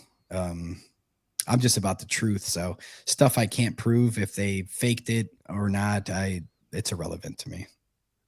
Yeah, it makes more sense to me that if you were to go over there and do something like that, and you got the results back that you weren't expecting to get back, that would surely, rather than take everything you've done and throw it out the window, you go, right, okay, we've got some things wrong here. It doesn't necessarily mean you've got everything wrong, surely. Yes, but another thing too is that no one wants to be the one that was duped. It's easier to convince somebody they've been fooled than to fool them, right? Or whatever that statement is. So I look at it from that perspective too. Even with Austin, that's my boy. I love him. Yeah. I've had this conversation with him, and he doesn't rule it out. He's not dumb. He's like, that's very possible that they faked the sun. But he's not even looking at it from that perspective. He's looking at it from a different perspective. Anyone can look at it from any perspective. That's fine. But it's just the point that to fool someone like that, you know, no one wants to be like, yeah, I was fooled. Because then it's a two-part thing. One, they're admitting they're fooled. That's embarrassing, right? And then two, they're admitting the excuse, the official excuse of what they saw was a fake projected sun. Then they get thrown into this like category of like, oh my God, they're just saying it's, oh, look at this flat earther said it was just a fake sun. They're trying to make it seem like it'd be a really, really bad, lame excuse to get out of this. And I think it's the real excuse to get out of this, but no one wants to discuss it. And I mean, it seems so niche, so far, it's far-fetched. No, it's not. How's that far-fetched? It's very easy to do. It's easier to do than the fake 6 moon missions. David Copperfield made the Statue of Liberty disappear and walk through the Great Wall of China. There you go. On television. There you go. What's harder, to project a light in the sky that's so bright you can't even see anything with your shades on? Mm-hmm. You know, they didn't figure that out. They needed to tone it down a little bit. But maybe if they toned it down a little bit, it's something, it would look a little different. So they had to get it perfect. And, you know, it would be one of these things where, you know, we need to know a lot of wealthy people. Unfortunately, we don't. If we knew wealthy people, we'd be like, hey, go today. Unplanned. Go over there now and see if it, you know, or whatever that month was where it's supposed to be out the whole time. Yeah, go do that right now. Like sneak attack it. Go over there and see if that fucking thing's still out. And even if it was, I'd still be like, yeah, they just have it on. They probably, to me, if it's the technology out there, it ain't going away. They're gonna keep it up. They're gonna keep it out there. It's not like people are there every day doing stuff. I mean, it's, you know, government approved situations where they're gonna be out there with their cameras or having an event or a concert or whatever else. It's pre-approved in advance. So technically they'd only have to switch that on when there's an approved event that's taking place starting tomorrow. They turn it on because no one's there. Do you see a day when everybody's going to know the truth? Oh man. Is it in your lifetime? I think it has to be in our lifetime. Because if you look at all of recorded history, meaning at least, I can't say all of recorded history, the recorded history that we trust, right? Let's call it the last 100 years. It's never been a time like this that we're living in right now. It's always been a world of lies, a world of sin, a world of evil. And, you know, if you ever heard the theory of the little season. Yeah, we had JT follows JC on, and he was talking to us about the little season. Well, and I'm slightly believe that as well, in a sense. I have my own thoughts on it, but I feel like that Satan's reign on this earth is coming to an end. So the way the shift has really unfolded, specifically since 9/11 in my book, but definitely the last 10 years, how everything's just kind of, all this truth is coming, never happened in our history, in our parents' history, in our grandparents, great-grandparents, great-great-great-grandparents' history. It's all been lies. It's all been deceit. But now it's changed all of a sudden. No, it's not random to me. It's natural. It has to happen this way. And I think that we will be alive for it. There's going to be a lot of chaos in between, which there already has been, especially with weather modification. That's murder, you know. If they can produce a tornado or a hurricane, that's murder. That's what murder is. They're murdering people with weather. They know how to do that. And the people will never think it was them. They'll think it was natural. That's the worst weapon of all time in my book. So weather modification is the scariest of it all. Fuck lies in a textbook. You could believe it or not believe it. You're not going to die from it. These are murders being caused by very evil people. And it's all coming out, you know.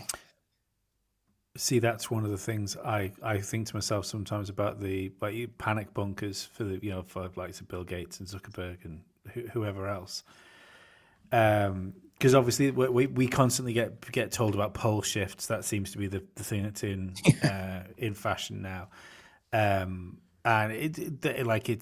people turn around and say, "Oh well, they cover this pole shift. You got Tim Pool every what feels like other day, bringing it up and then bringing the bunkers up."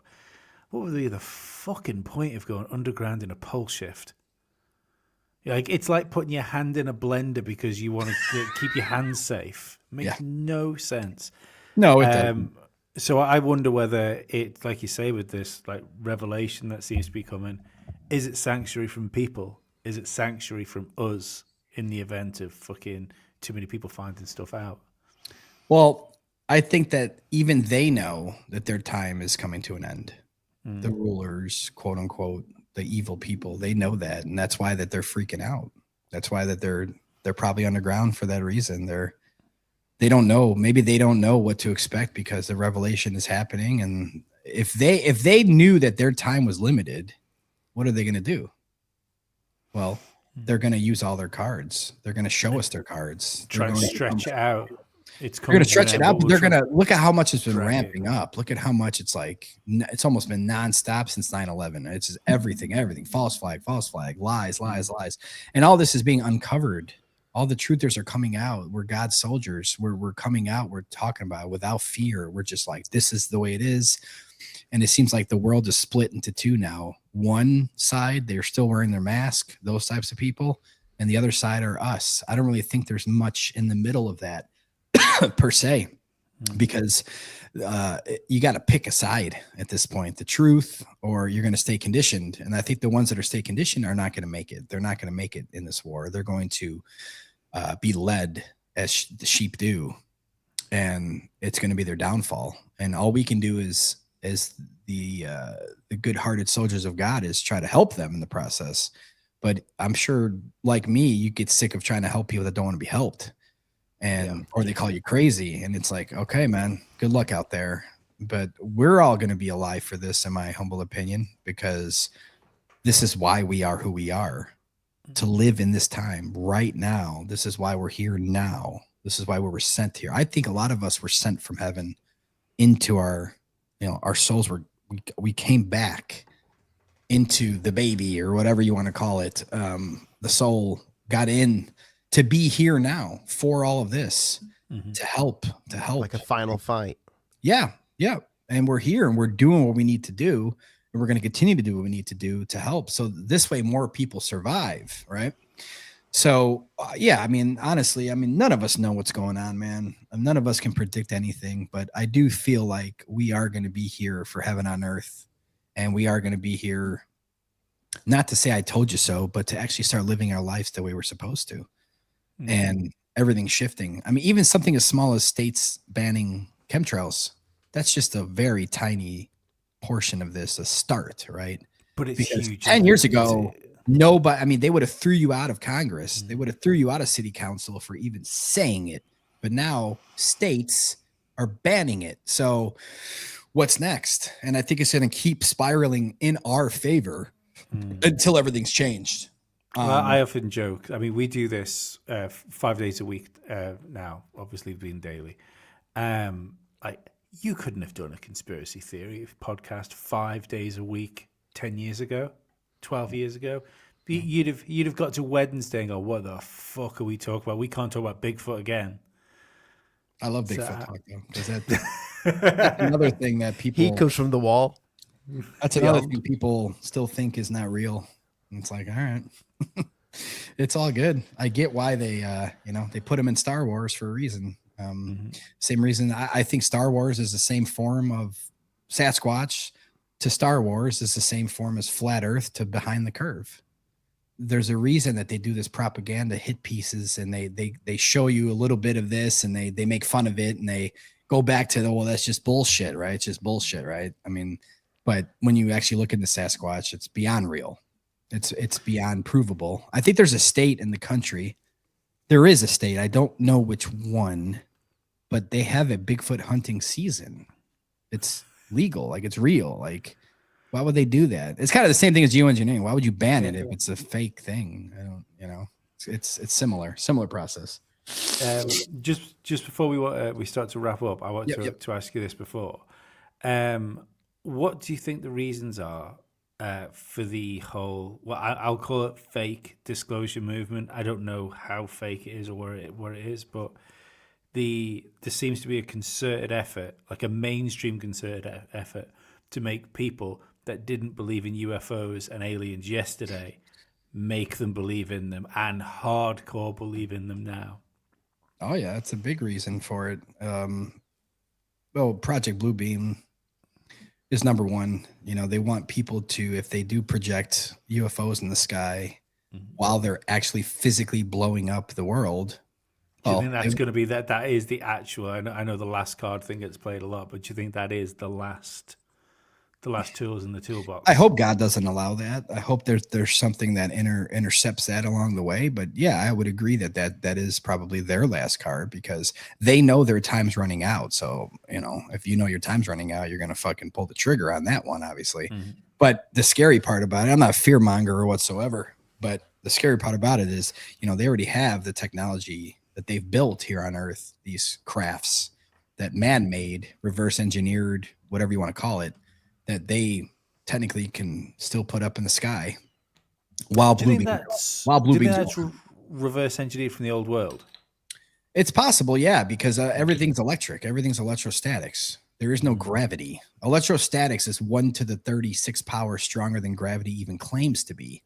So this made-up theory of gravity is basically a hijacked version of the formula of electrostatics, which is provable and something you can manipulate.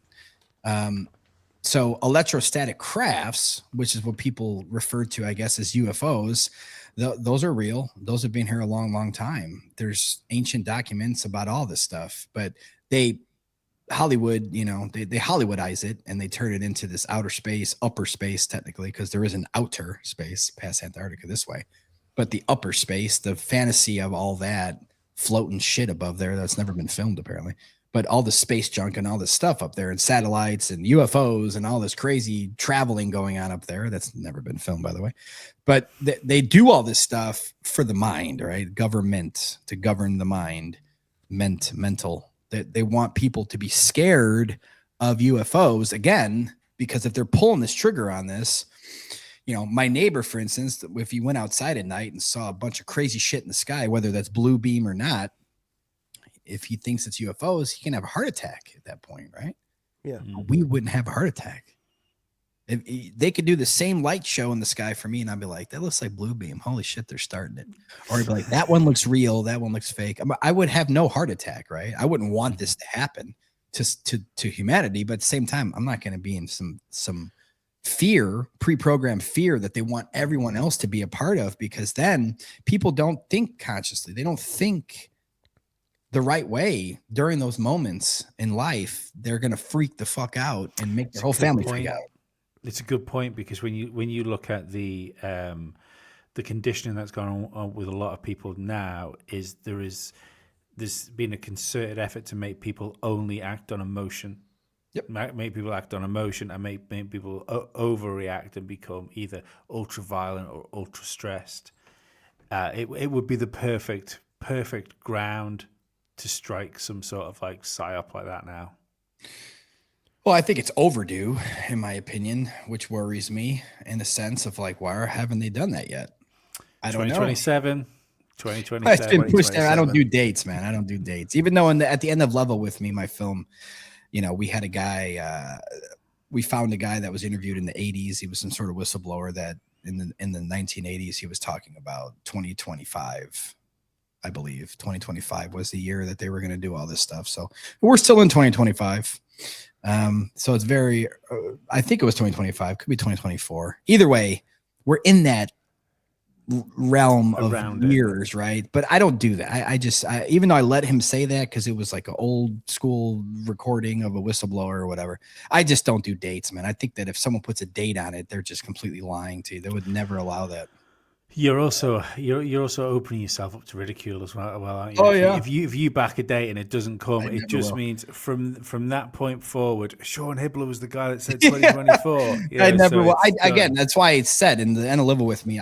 That guy said that. I just put it in there. It was a part of the times at that point. Like, oh shit, maybe this guy knows something. But yeah, I would never subscribe to a date, a day, or anything like that, man. Now, are there dates and days that stand out, 9/11 or like today, 6/6, all there's certain things where I'm like, man, something could happen today because of the date. Sure. Because that's how they do things with numerology and all this stuff. But yeah, I would never subscribe to a date or promote a date as X, Y, or Z. Never. That's stupid. I don't think it's possible for us to even know that information to promote a date. But at the same time, I think with Bluebeam or, putting real electrostatic crafts up there to cause damage to the ground or direct energy weapons or whatever you want to call it. Yeah, I mean, that's in the cards, man. But I think the more you know, the more you understand why it's happening, because their time's coming to an end. I think that's how consciousness can shift it, where hopefully their time comes to an end before they even pull the trigger. Fuck me, it's 2023, isn't it? 2033, should I say? That's 2033, yeah, 33. Exactly. So you can always look at certain dates like that, or, they always put dates on something, man. I don't buy it. I just think that the people have so much power, and we keep doing things like this, and eventually we're going to get to the world we want to live in.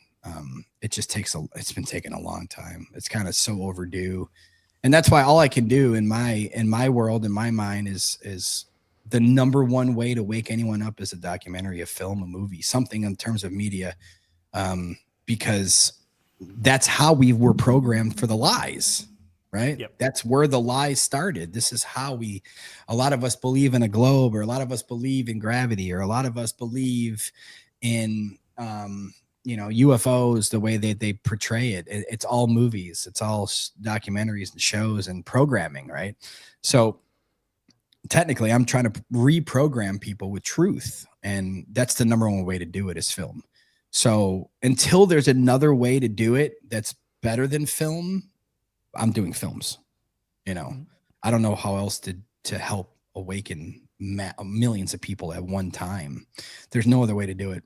And again, if anyone has an idea of how, then I'll be all about that. Like, if just say music was more influential than movies, then I would be a musician and a producer and figure out how to do that. But, I think we can all agree that, movies and films are still more influential than any music, because it's visual. You can still have music in the film. Yeah. And I'm working through God to try to wake them up. Like, how do I get into this person's mind that is brainwashed? How do I magically, reverse this? And there's no easy answer, man. I've tried everything, and I'm going to continue to keep trying until we have the world we want to live in. I can't stop. I mean, this whole psyop could be going on for 50 more years for all we know. It's not coming to an end this year. So, so my point is that I'll be making films for 50 more years then. That's fine. Yeah. Where can our guys go? Where's the best place for them to binge all your documentaries? Well, in terms of the ones that are the most important, the ones that are censored, that are not allowed on a free platform like YouTube, HibblerProductions.com, HIBBELER Productions.com. Everything I do is on my website. But in terms of like not wanting to support, in a sense, they just want a bunch of free stuff. Yeah, YouTube and Rumble has as much as that it'll allow. But, I kind of make my website in a way where it's like, because people are like, how can we donate to you? How can we help you? How can we do this? And I'm like, I don't want a website that has this like little PayPal button, like 20, 50, 100. Like that doesn't do it for me. Like, what do you get from that? I get you're helping me, but what do you get from that? You don't get anything. You press a button and you go to bed. I want $2, $4, or $5 for all my films each, right? Where if you want to donate $2 to me, well, you can get this film on vaccines. You're getting something in exchange. I need to exchange stuff, or I can't do this. It wouldn't sit right. So on my website has all I got some free films on there too, but yeah, HibblerProductions.com for sure. But yeah, my YouTube channel still has some stuff, just not the really crazy censor stuff that, they shadow ban all my stuff on YouTube anyways, but all the stuff that YouTube wouldn't even allow, everything's on my website. Also, like, in terms of the youth, I think that's the most important thing.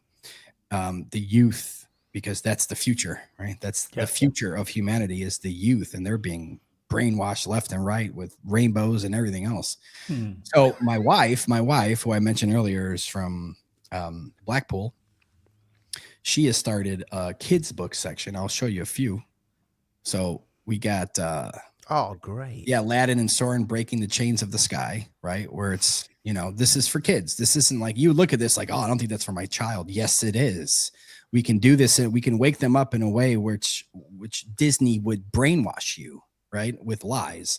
We're doing it in the reverse way. And she's done a great job. The Sleepy World Below, it's a sleepy bedtime version of the 7 Days of Creation. And these are just a few examples. That's beautifully illustrated, by the way. Oh yeah, she worked her ass off on this. This is an unexpected journey, the lands beyond the ice wall. And if you go to festories.com or hibblerproductions.com, it's right on the bottom there. You'll see her book section. I actually have the book section on my website menu, but festories.com. That's where you would go and see all her books, and she's working on more. Because I think it's that important for children to stop being read Disney stories, even Truth or Parents. It's like, what are you doing? Like, I've been at people's houses. I'm like, you got a bunch of Disney shit in here for your kids. I get it. And they're like, no, I mean, they're like, they're just the way it is. I mean, what else is there? Well, this is what else there is. We have the power to make the change. So we have to do it. Stop being hypocrites. Stop supporting pedophile companies and support truther companies, and read books that are going to help our children, not hurt them, just because there's what else is there at Target? It's like, why are you going there to buy children's books? Well, I don't know where else to go. Okay, so she decided to start this, and I recommend anybody that has children to go to festories.com and at least get one. Your child deserves at least one book that's helping their mind when they try to fall asleep at night with truth and paving the way to change humanity. If we don't support each other, it's never going to work. Yeah, I'm going to get the Beyond the Ice Wall one. I think. Oh yeah, you'll see some other ones on there that you might like, man. There's I just had these right in front of me, but yeah, there's some good books on there, and she's got more coming. Mean Reptilian Queen, that's coming. That's ace. Oh my God. Yeah, think of like an Elvira. Think of like an Elvira, right? Or who's the Disney, the one that kept murking the Little Mermaid, right? It was Little Mermaid.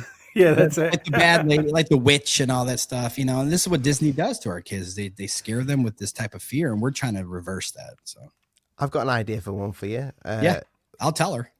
Making rainbows great again. Why not, man? Might as well. Kids fucking love rainbows. Represented in a sundog form. Like my little boy, I had a sticker the other day, and he put it in. It was like a little rainbow, and it was just a rainbow. And I'm like, I said to my wife, I said, "What the fuck's that?" she went, "It's just a fucking rainbow." Yeah, don't let them. That's what they want. They want that chaos in the house based on what they're doing. So no, that's a good idea though. I'll mention to her to get some rainbows going in a book where it's maybe it'll be like kind of portrayed as sundogs, like I said, where it's a local sun and the reflections and I don't know, the ocean above, and there's ways to do it, but kids like it, man. Like kids monsters stealing rainbows, and somebody happened to go and get the rainbows off the monsters. I love it. But again, I mean, when you're reading kids' books when they're falling asleep, you're putting them in a trance with this information that's coming out of your mouth. And Disney and all these other companies like Disney that have these books for children, they know what they're doing in there. They know what these words are, these seances, these spells that and to you, they're just innocent words, a story. And that, like, no, man, there's way more that goes into it for our children like that, right? There's way more that goes into it for the children of the world. And this is why they've introduced like this, bedtime story. It's a bedtime story. You got to talk to your children while they're going to sleep. You're programming them. And you're putting them in a sense of fear with some of this stuff. And, we're just, I hate hypocrisy. So I'm sick of the way the children are being treated, and my wife's doing a great job. So we have the control and the power of the change in the world. And if especially with my new network, the Enlightened Network, you can go to theenlightenednetwork.com and check us out. We're brand new, but we're going to be doing everything from TV shows to docuseries to motion picture movies eventually, and obviously our first documentary is Climate Trails. But you know, we're trying to take over, man. Like I'm just manifesting that TEN, the Enlightened Network, is going to be the HBO of the future. If we don't have that feeling going into some plans like this, then what's the point? And then that's the feeling I actually have, is to take over. Everything you should want to succeed like 110% above what you can possibly do, and then whatever you get to, you get to it. If you email me the links for those things, I'll make sure to put them in the description. I'll email you. Yeah, I'll email my website, my new network website, and then my wife's website. Yeah, that'd be great. That'd be awesome. And also, when your network explodes, please remember these two idiots. Yes. Always, man. Always. There's always going to be room for to hire people for podcasts. You know, to have, no, not idiots. To have full-time podcasters on our network. Cheers, Sean. Thanks for coming on. This has been awesome. If you hang around just for a minute, just till the credits thing stops, so we can say it'd be great. All right, cheers, mate. Thanks, everybody. Bye-bye. Thank you, guys. From Dallas, Texas, the flash, apparently official, President Kennedy died at 1 p.m. Central Standard Time. Why are you a conspiracy theorist? And I said, why isn't everybody a goddamn conspiracy theorist? This is the real research. Literally have an alien base, and they are literally communicating. I don't have a whole lot of time. Have you personally had any experience with interdimensional beings? What we're thinking of as aliens, they have infiltrated a lot of aspects of military establishment. And they are not what they claim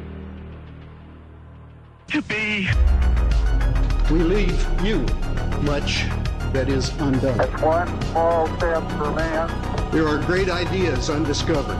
Visit asteroids, visit the moon of Mars. Remove one of truth's protective layers. There's a monolith. They want the major population centers wiped out. Will you put your left hand on the Bible and swear to God that you walked on the moon? One giant leap for mankind. Because we didn't go there, and that's the way it happened. Those challenges are yours. We don't have time for a meeting of the Flat Earth Society. There are places to go beyond belief. Beyond belief.